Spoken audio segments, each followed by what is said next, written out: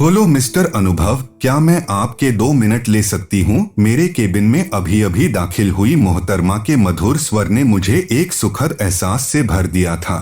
फाइलों से आंखें हटाकर चश्मा संभालते हुए मैंने सामने देखा तो देखता ही रह गया। लग रहा था जैसे हर तरफ कचनार के फूल बिखर गए हों और सारा आलम मदहोश हो रहा हो। फ्लावर प्रिंट वाली स्टाइलिश पिंक मिडी और घुंघराले लहराते बालों को स्टाइल से पीछे करती बाला के गुलाबी होठों पर गजब की आमंत्रणपूर्ण मुस्कान थी। हाल ही में वायरल हुए प्रिया के वीडियो की तरह उसने नजाकत से अपनी भौहों को नचाते हुए कुछ कहा जिसे मैं समझ नहीं पाया। फिर भी बल्लियों उछलते अपने दिल को काबू में करते हुए मैंने विनम्रता से उसे बैठने का इशारा किया। मिस्टर अनुभव, मैं अनुभा आपका ज्यादा वक्त न लेते हुए अपनी बात कहती हूँ।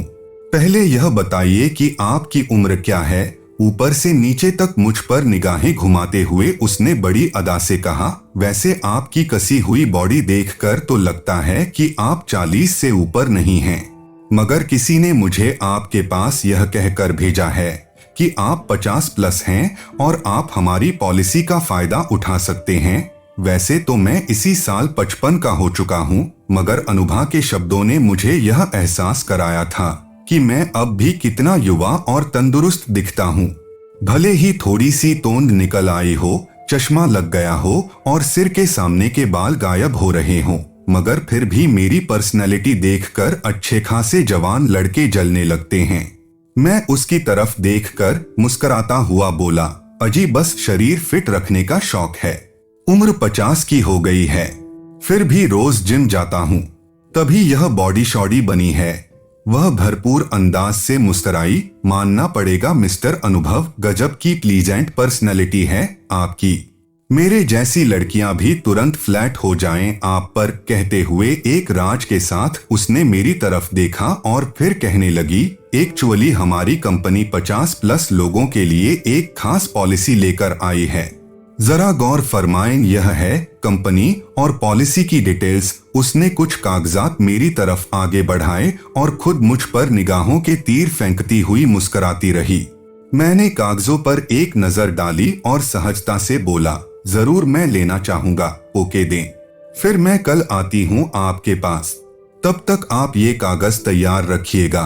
कुर्सी से उठते हुए उसने फिर मेरी तरफ एक भरपूर नजर डाली और पूछा, वैसे किस जिम में जाते हैं आप? मैं सकपका गया क्योंकि जिम की बात तो उस पर इम्प्रेशन जमाने के लिए कही थी। फिर कुछ याद करते हुए बोला, ड्रीम पैलेस जिम कैलाशपुरी में है ना? वही? ओह व्हाट ए कोइंसिडेंस, मैं भी तो वहीं जाती हूँ। किस समय जाते हैं आप? मैं 8 बजे, मैंने कहा। अच्छा, कभी हम मिले नहीं। एक्चुअली मैं 6 बजे जाती हूँ ना, इठलाती हुई वह दरवाजे से निकलते हुए उसी मधुर स्वर में बोली, okay then bye, see you. वह बाहर चली गई और मैं अपने ख्यालों के गुलशन को आबाद करने लगा। सामने लगे शीशे में गौर से अपने आप को हर एंगल से निहारने लगा। सचमुच मेरी पर्सनैलिटी प्लीजेंट है, इस बात का एहसास गहरा हो गया था। यानी इस उम्र में भी मुझे देखकर बहुतों के दिल में कुछ कुछ होता है। मैं सोचने लगा कि सामने वाले आकाश चंद्र की साली को मैं अक्सर उसी वक्त बालकनी में खड़ी देखता हूँ जब मैं गाड़ी निकालकर ऑफिस के लिए निकल रहा होता हूँ। यानी वह इत्तेफाक नहीं, प्रयास है। हो न हो मुझे देखने का बहाना तलाशती होगी। और फिर पिंकी की दीदी भी तो मुझे देख कितनी खुश हो जाती है। आज जो हुआ वह तो बस दिल को ठंडक ही दे गया था।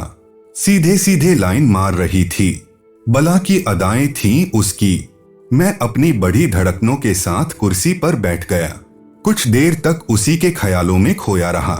कल फिर आएगी, ठीक से तैयार होकर आऊंगा। मैं सोच ही रहा था कि पत्नी का फोन आ गया। मैंने जानबूझकर फोन नहीं उठाया, कहीं मेरी आवाज के कंपन से वह अंदाजा न लगा ले। और फिर औरतों को तो वैसे भी पति की हरकतों का तुरंत अंदाजा हो जाता है। अचानक मेरी सोच की दिशा बदली कि मैं यह क्या कर रहा हूँ। 55 साल का जिम्मेदार अफसर हूँ, घर में बीवी बच्चे सब हैं और मैं ऑफिस में किसी फुलझड़ी के ख्यालों में डूबा हुआ हूँ।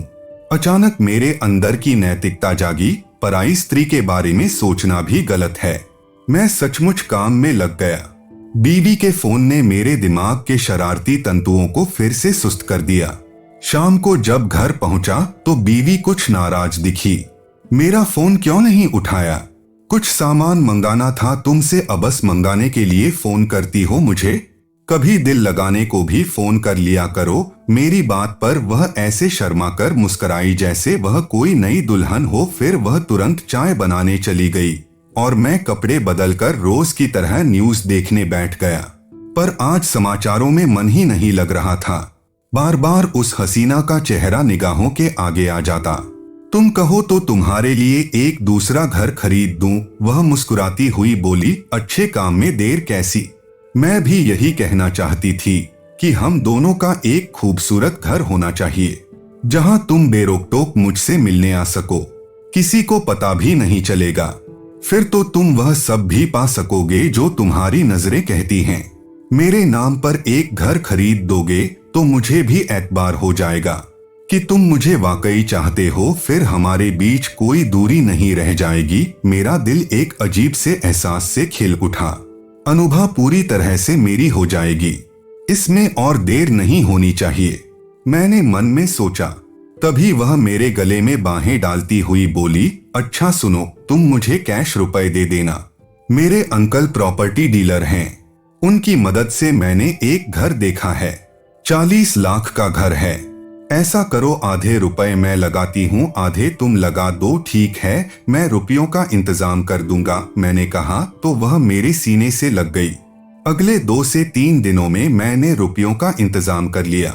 चेक तैयार कर उसे सरप्राइज देने के ख्याल से मैं उसके घर के एड्रेस पर जा पहुंचा। बहुत पहले उसने यह एड्रेस दिया था, पर कभी भी मुझे वहां बुलाया नहीं था। आज मौका था। बड़े अरमानों के साथ बिना बताए उसके घर पहुंच गया। दरवाजा थोड़ा सा खुला हुआ था। अंदर से 2 लड़कों की बातचीत के स्वर सुनाई पड़े तो मैं ठिठक गया। दोनों किसी बात पर ठहाके लगा रहे थे। एक हंसता हुआ कह रहा था, यार अनुज, अनुभा बनकर तूने उस अनुभव को अच्छे झांसे में लिया। लाखों के गिफ्ट्स लुटा चुका है तुझ पर, अब 20 से 25 लाख का चेक लेकर आ रहा होगा। यार कई सालों से तू लड़की बनकर लोगों को लूटता आ रहा है, पर यह दाव आज तक का सबसे तगड़ा दाव रहा। बस यह चेक मिल जाए, मुझे फिर बेचारा ढूंढता रहेगा कहाँ गई। अनुभा लड़कियों वाली आवाज निकालता हुआ बगल में खड़ा लड़का हंसने लगा। बाल ठीक करता हुआ वह पलटा तो मैं देखता रह गया। यह अनुभा था, यानी लड़का जो लड़की बनकर मेरे जज्बातों से खेल रहा था। सामने बिस्तर पर लड़की के गेटअप के कपड़े, ज्वेलरी और लंबे बालों वाला विग पड़ा था। वह जल्दी जल्दी होठों पर लिपस्टिक लगाता हुआ कहने लगा, यार उस तोंदूक बुढ़े को हैंडसम कहते कहते थक चुका हूँ। उसका दोस्त ठहाके लगाता हुआ बोला, ले ले मजे यार, लड़कियों की आवाज निकालने का तेरा हुनर अब हमें मालामाल कर देगा। मुझे लगा जैसे मेरा कलेजा मुंह को आ जाएगा। उल्टे पैर तेजी से वापस लौट पड़ा। लग रहा था जैसे वह लपक कर मुझे पकड़ लेगा। हाई स्पीड में गाड़ी चलाकर घर पहुंचा। मेरा पूरा चेहरा पसीने से भीग रहा था। सामने उदास हैरान सी बीवी खड़ी थी। आज वह मुझे बेहद निरीह और मासूम लग रही थी। मैंने बढ़कर उसे सीने से लगा लिया। वह चिंतातुर नजरों से मेरी तरफ देख रही थी। मैं नजरें चुराकर अपने कमरे में चला आया। शुक्र था मेरी इस बेवफाई और मूर्खतापूर्ण कार्य का खुलासा बीवी के आगे नहीं हुआ था, वरना मैं धोबी का वह कुत्ता बन जाता जो न घर का होता है और न घाट का। तो दोस्तों, आज के लिए इतना ही। मिलते हैं अगले वीडियो में। Thank you guys.